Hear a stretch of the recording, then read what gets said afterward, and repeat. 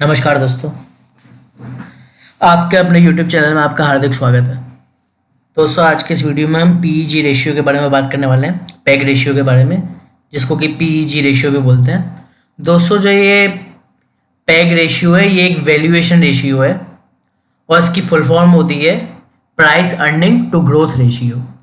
दोस्तों, ये एक फंडामेंटल एनालिसिस का एक पार्ट है। जो फंडामेंटल एनालिसिस में फाइनेंशियल रेशियोज होते हैं, ये उसका एक पार्ट है। दोस्तों, पैग रेशियो को समझने के लिए हमें पहले पीई रेशियो को समझना जरूरी है। वैसे तो मैंने पीई रेशियो पे एक डिटेल्ड वीडियो बना दी है, जिसका लिंक मैं आपको डिस्क्रिप्शन पे दे दूंगा, लेकिन फिर भी जो एक कॉमन इंटरप्रिटेशन होता है पीई रेशियो का, जो एक आम आदमी की दृष्टि से जो कॉमन बिल्कुल इंटरप्रिटेशन होता है, वो हम पी रेशियो का पहले समझ लें तो बेहतर है। अब कॉमन इंटरप्रिटेशन क्या है? अब पी रेशियो का जो कॉमन इंटरप्रिटेशन होता है वो ये होता है कि वो कंपनी है जिनके लो पी रेशियोज होते हैं। लो पी रेशियोज वाली कंपनी अंडर वैल्यूड होती है और हाई पी रेशियोज वाली कंपनियां ओवर वैल्यूड होती हैं। ठीक है, तो मैंने क्या बताया? लो पी रेशियोज वाली कंपनियां अंडर वैल्यूड और हाई पी रेशियोज वाली कंपनियां ओवर वैल्यूड। ये एक कॉमन इंटरप्रिटेशन है।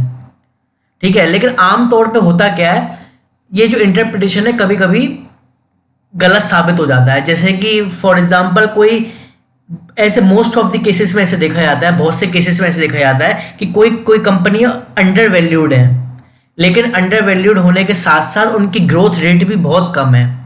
और बहुत सी कंपनी ओवर वैल्यूड हैं, लेकिन उनकी ग्रोथ रेट भी अच्छी है।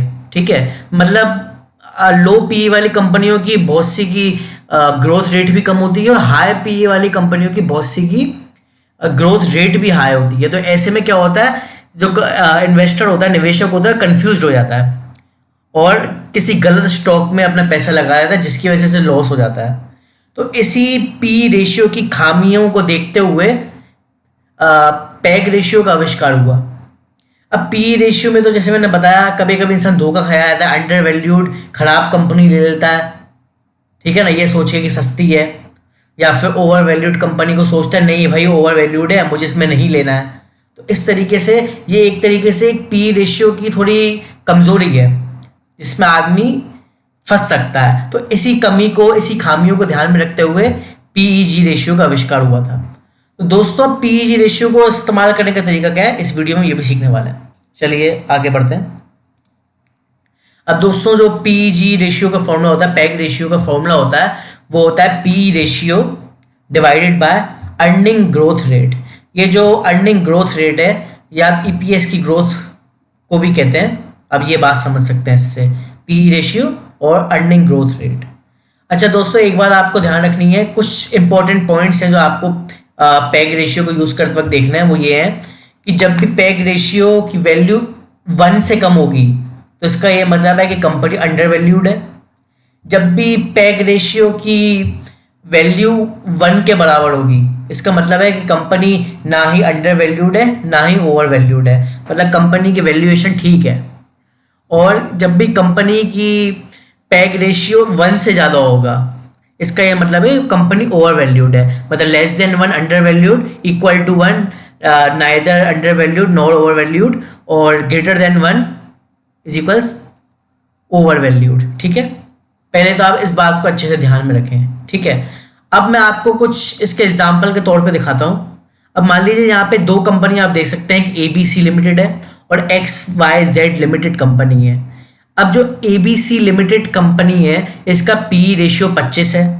ठीक है, और XYZ कंपनी का भी पी रेशियो 25 ही है। अब इन दोनों का पी रेशियो तो सेम है, लेकिन जो ABC कंपनी की अर्निंग ग्रोथ रेट है वो 10% है और XYZ कंपनी की अर्निंग ग्रोथ रेट है वो 30% है। अब दोस्तों, हमें इन दोनों कंपनियों का पैग रेशियो निकालना है, ABC लिमिटेड और XYZ लिमिटेड। अब मैंने पैग रेशियो का क्या फॉर्मूला बताया था? मैंने बताया था P ratio divided by earning growth rate. सबसे पहले हम ABC लिमिटेड का पैग रेशियो निकालेंगे। तो इसमें 25 का इसका पी है और 10% की ग्रोथ रेट है, तो 25 डिवाइड 10% इज इक्वल्स 2.5। ठीक है, और XYZ कंपनी में क्या है, इसका हमें पी रेशियो को ग्रोथ रेट से डिवाइड कर देना है, मतलब 25 डिवाइड बाय 30%, तो आ गया 0.8। तो अब दोस्तों, मैंने आपको क्या बताया था, जब भी पैग रेशियो किसी कंपनी का 1 से ज्यादा हो तो वो ओवर वैल्यूड होगी, ठीक है, और अगर 1 से कम हो तो वो अंडर वैल्यूड होगी। अब यहाँ पे आप देखिए एबीसी लिमिटेड कंपनी का जो पैग रेशियो है वो 2.5 है, मतलब कि 1 से ज्यादा है, तो ये कंपनी ओवर वैल्यूड है। और XYZ कंपनी का पैग रेशियो 1 से कम है, 0.8 है, इसका ये मतलब है कि कंपनी अंडर वैल्यूड है। आप देखिए इन दोनों कंपनियों के पी रेशियो सेम थे। अब ऐसे में तो निवेशक कंफ्यूज हो जाएगा, दोनों को एक ही तराजू में तोलेगा, कहेगा कि हाँ भाई दोनों कंपनियां सेम है, लेकिन आप देख सकते हैं पैग रेशियो के हिसाब से हम देखें तो ये कंपनी अंडर वैल्यूड है XYZ लिमिटेड, और ABC limited over valued company है, ठीक है दोस्तों। आमतौर पे देखा गया जिन कंपनी का पैग रेशियो कम होता है, या मान लीजिए आसान शब्दों में बोलूं तो 1 से नीचे होता है, वो हमें अच्छा खासा रिटर्न दे सकती है as compare to overvalued company है जिनका 1 से ज्यादा पैग रेशियो होता है, ठीक है। तो दोस्तों ये पैग रेशियो पी रेशियो से काफी बेहतर है, ये आपको हमेशा देखना चाहिए।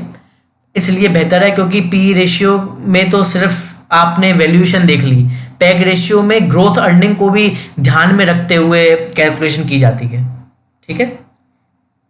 तो अब दोस्तों बहुत से नए लोग हैं जो ये कहेंगे कि पैग रेशियो कि हम कैलकुलेट करना है या कहाँ से देखें, तो मैं आपको ये कैलकुलेट करने की जरूरत नहीं है, मैंने आपको मैकेनिज्म समझाया था बस। अगर आपको पैग रेशियो किसी कंपनी के देखना चाहते हैं, कुछ वेबसाइट्स हैं जैसे कि screener.in है और trendline.in है, जिसमें आप आराम से देख सकते हैं। ये देखिए ये screener.in की वेबसाइट है, या इन सारी जितनी भी कंपनी है इनके वो दिए हुए हैं पैग रेशियो, सब देख लें ये यहाँ पे, तो बड़ी आसानी से आप screener.in इनकी वेबसाइट निकाल के आप कंपनीज के पैग रेशियो देख सकते हैं। दोस्तों बस इतना ही था पैग रेशियो में सीखने लायक। उम्मीद करता हूँ आपको वीडियो पसंद आएगा। धन्यवाद। Happy trading, happy investing. धन्यवाद।